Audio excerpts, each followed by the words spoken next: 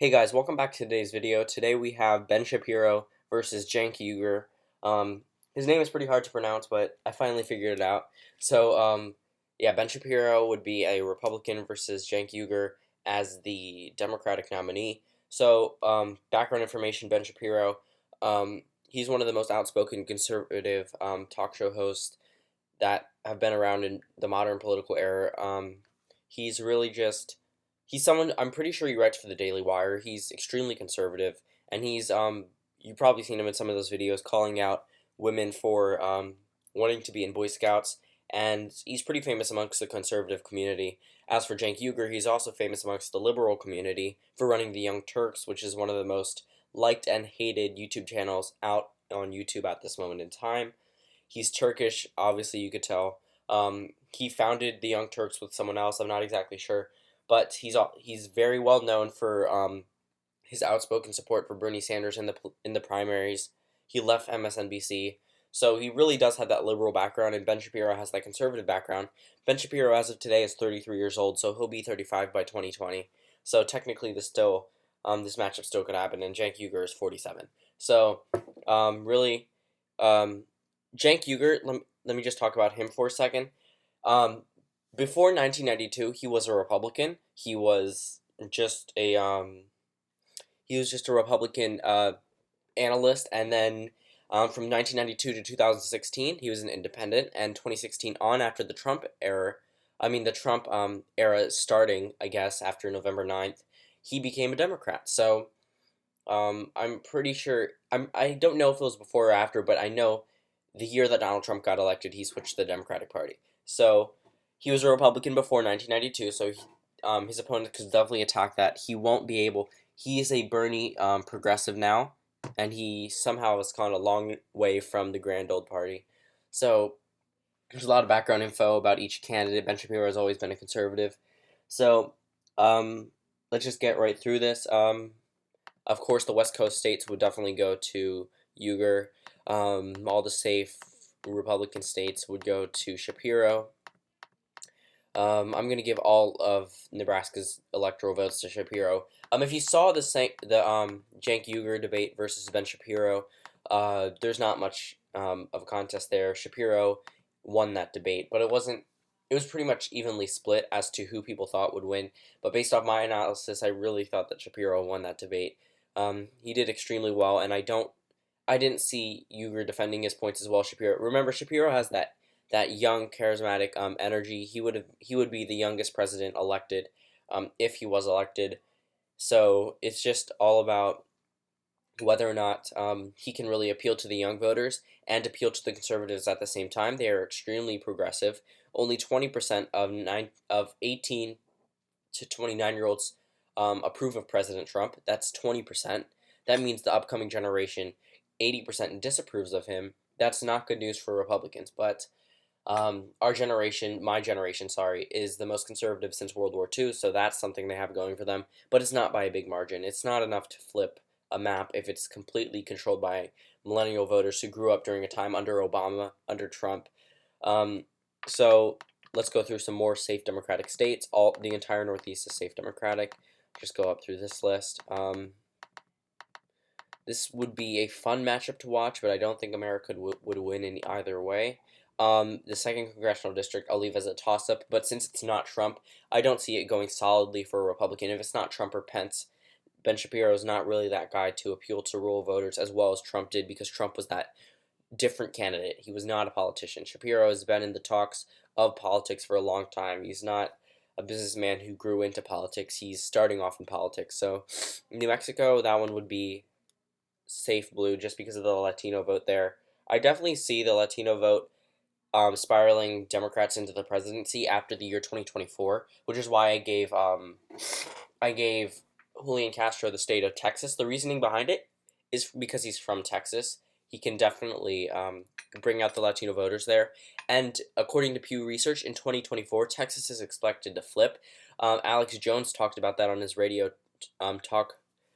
show. He was talking about how Texas is going to flip, and even if Alex Jones can admit it, it's something the Republican Party is going to need to worry about. At this moment in time, there will never be a Republican president again unless they change who they appeal to, because sooner or later there's going to be more minorities than white people in the United States. And who do minorities typically vote for? Democrats. They're going to need to, the Democratic Party is either going to need to tremendously screw up, or the Republican Party is going to have to change who they appeal to. They can no longer hold on to the same voters they had that elected George Bush or Donald Trump, because sooner or later they're going to be outspoken. That's just plain research. Everything favors the Democrats in the next upcoming elections, and that's something they're going to need to worry about.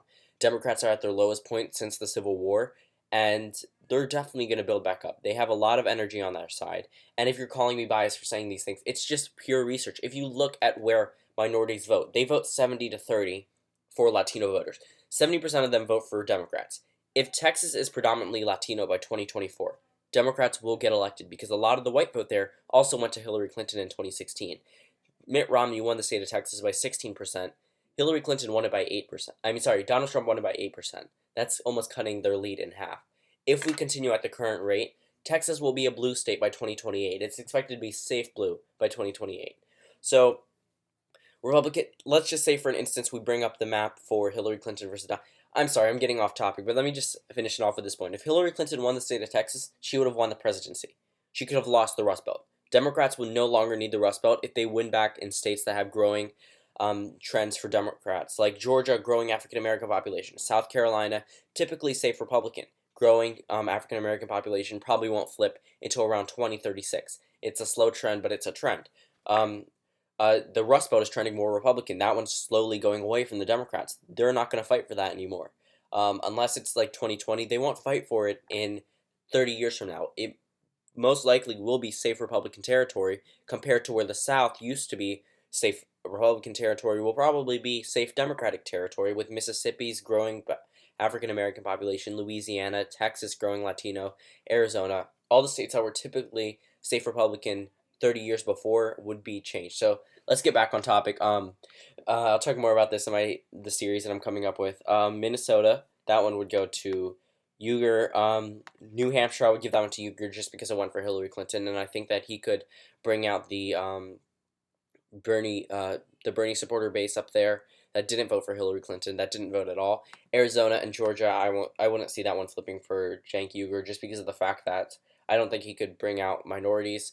Florida and North Carolina, I'm going to leave that one in the Republican column, because I think Shapiro can most definitely appeal to the elderly vote down there, all the senior citizens, and all the people down there. He could definitely appeal to them, especially with his debate performances. I expect him to do better than Cenk Uygur in each debate. However, Nevada, I would give that one to Uygur, just because of the Latino vote there, and I think that Uygur may be able to bring back some of the Jill Stein supporters, but that one was exceptionally close for Clinton.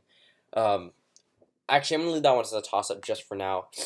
If we look in Colorado, I would give that one to Uygur, just because of the fact that I'm pretty sure Shapiro is anti legalization of weed, and I think that Colorado will land a Democratic victory in 2020. In Virginia, that one's trending more Democratic, so I would give that one to Uygur. Ohio, that one went for Trump by a huge margin, and I would definitely give that one to Shapiro, just because of the fact that Trump won it by such a big margin, and I think Shapiro can expand on the voters there. But in the Rust Belt, if he can expand on Ohio voters, I definitely see Shapiro taking some Republican states, but I do see Uygur flipping back the state of Minnesota and flipping back the states of Michigan and Wisconsin, and keeping Minnesota. Sorry, because of the fact that the Bernie support up here is extremely strong. If Hillary Clinton got all of Jill Stein's votes, she would have won the election just in the Rust Belt alone. So it all comes down to where the Bernie supporters went, and they went for Jill Stein. So Hillary needed to make up that deficit, but Shapiro, I definitely could see winning in the state of Pennsylvania, but that's only because Donald Trump won it by a huge margin compared to where he was expected to win, and I think Shapiro can convince Pennsylvania voters to vote for him. Uygur he's from he's not legally able to become president. This is just a matchup. Don't say anything. This is near the end of the video, so I'm expecting whoever skips to the end to hear this. It's not expected for him to win, much less even be able to run unless there's a huge law change like they tried with Arnold Schwarzenegger. Remember, he was born in Turkey. Don't don't take this as a serious map or a serious matchup that's possible in the near future.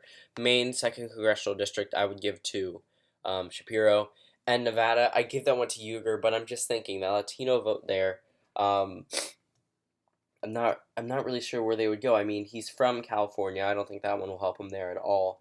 Um, but I think he may be able to appeal to the Latino voters there, but I don't see it being enough to flip it. So I'm going to give that one to Uyghur, um, just not enough to flip. But I think it'll be tremendously close, along with Wisconsin, Michigan, and Virginia, and New Hampshire. So thank you all for watching, and I'll see you tomorrow.